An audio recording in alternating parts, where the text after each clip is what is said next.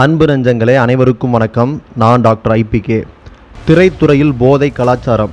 இன்றைக்கி நீங்கள் பார்த்தீங்க அப்படின்னா, முன்னாள் பாடகி சுசித்ரா அவர்கள் கொடுத்த பேட்டி இன்றைக்கி சமூக வலைதளங்களில் ஒரு மிகப்பெரிய பேசுபொருளாக இருக்கிறது.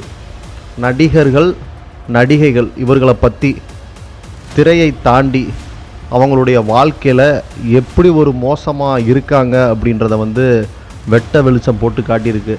பல பேர் என்ன சொல்கிறாங்க அப்படின்னா, இந்த பெண் பழிவாங்குவதற்காக அவங்களெல்லாம் இந்த மாதிரியாக பேசி கொண்டிருக்கிறாள். இது முற்றிலும் தவறு. தனிப்பட்ட வாழ்க்கையை பொதுவெளியில் பேசக்கூடாது அப்படின்ற மாதிரி சொல்கிறாங்க. ஸோ 2 பேருக்கு இடைப்பட்ட உறவை பொதுவெளியில் வைத்து விவாதிப்பது தவறு. ஆனால் ஒரு கலாச்சார சீர்கேடுன்னு ஒன்று இருக்குல்லங்க. ஸோ இன்றைக்கி பார்த்தீங்க அப்படின்னா, கொக்கைன் கலாச்சாரத்தை கொண்டு வந்ததே சிம்பு, யுவன், வெங்கட் பிரபு இவங்க தான்.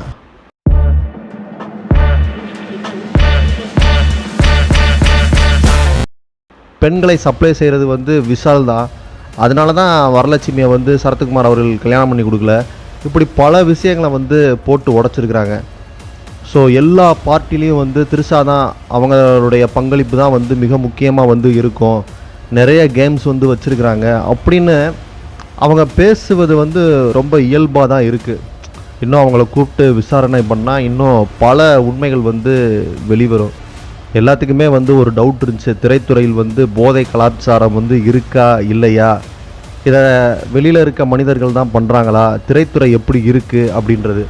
ஆனால் இவங்க சொல்வதை பார்த்தால், அதாவது இவங்க நான் பட கதைக்கு எழுத போகிறேன், ஒரு ஃபாரின் மாதிரி படங்களை நம்ம தயாரித்து எடுக்கலாம், ஸோ வித்தியாசமான கதைக்களத்தை உருவாக்கலாம், இந்த மிஸ்கின்லாம் எடுப்பார்லைங்க ஒரு மாதிரி வித்தியாசமாக, ஸோ அந்த மாதிரி பண்ணலான்னு சொல்லிவிட்டு இவங்க ஒரு நண்பர் குழு சேர்ந்து ஒரு இடத்துல ஒரு ரெசார்ட்டில் தங்கி அங்கு முழுக்க போதை வஸ்துகள் பரிமாறப்படும் அப்படின்னு சொல்லி ஆணித்தரமாக சொல்கிறாங்க. இதை நம்ம எப்படி எடுத்துக்கிறது? இதுவரைக்கும் எந்த நடிகர் நடிகைகளும் போதை கலாச்சாரத்தின் காரணமாக பெருசாக ஒன்றும் இது வரைக்கும் மாட்டலை.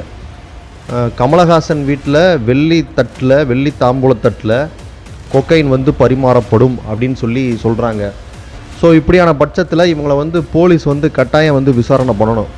இவங்க மட்டும் இல்லை, விஷால் அவர்கள் ஒரு பெண்களை சப்ளை பண்ணுவார் அப்படின்ற மாதிரியும் சொல்லியிருக்கிறாங்க.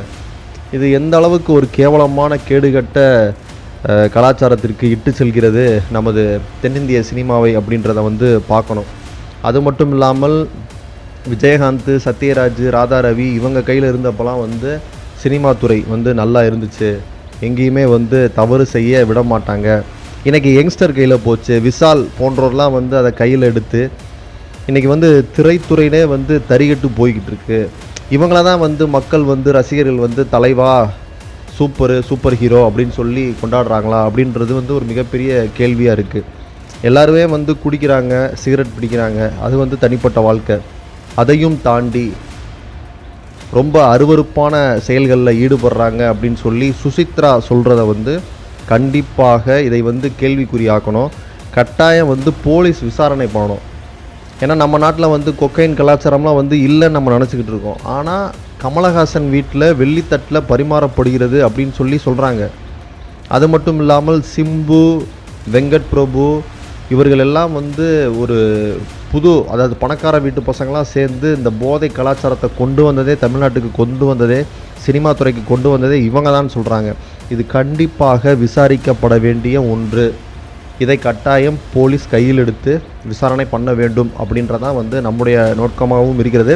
சமூக வலைதளங்களில் கூட அந்த பெண்ணுக்கு எல்லாருமே தைரியம் ஊட்டுறாங்க, நீ துணிஞ்சு பேசுமா, பார்த்துக்கலாம், உன் மனசில் நீ பார்த்தது வச்சது நீ எல்லாத்தையும் சொல்லு, உங்களுக்கு நான் சப்போர்ட்டாக இருக்கிறேன் அப்படின்னு சொல்லிட்டு எல்லாருமே சுசித்ரா அவர்களுக்கு ஆதரவாக நிற்கிறாங்க. பார்ப்போம் என்ன நடக்குது அப்படின்றத. ஸோ நம்ம தென்னிந்திய தமிழ்நாடு திரைப்பட அந்த சபை ஏன் அந்த மாதிரி இருக்குது, அந்த சங்கம் ஏன் இவ்வளோ கேவலமாக இருக்குது அப்படின்றத உங்கள் கருத்துக்களை எங்களோடு கூட பகிர்ந்துக்கோங்க. விஷால் போன்ற நபர்கள்லாம் தலைமை ஏற்கும் பொழுது தென்னிந்திய திரைப்பட சங்கம் இப்படி தறியட்டு திரியுது. ஸோ இதெல்லாம் மாறணும். முன்னாடிலாம் எப்படி மக்களோட நேரடி தொடர்பில் இருந்தாங்க, எப்படி எளிமையாக இருந்தாங்க, எப்படி வந்து எந்த ஒரு போதை வஸ்துக்கள்லாம் இல்லாமல் எளிமையாக இருந்தாங்க. ஸோ அதெல்லாம் எல்லாத்தையும் தோஷம் பண்ணிட்டு இன்றைய இளம் நடிகர்கள் வந்து இப்படி தறிகட்டு திரிகிறது வந்து சரியில்ல அப்படின்றது தான் எனக்கும் தோன்றுகிறது. ஸோ உங்களுடைய கருத்துக்களை எங்களோடு கூட பகிர்ந்துக்கோங்க. நன்றி, வணக்கம்.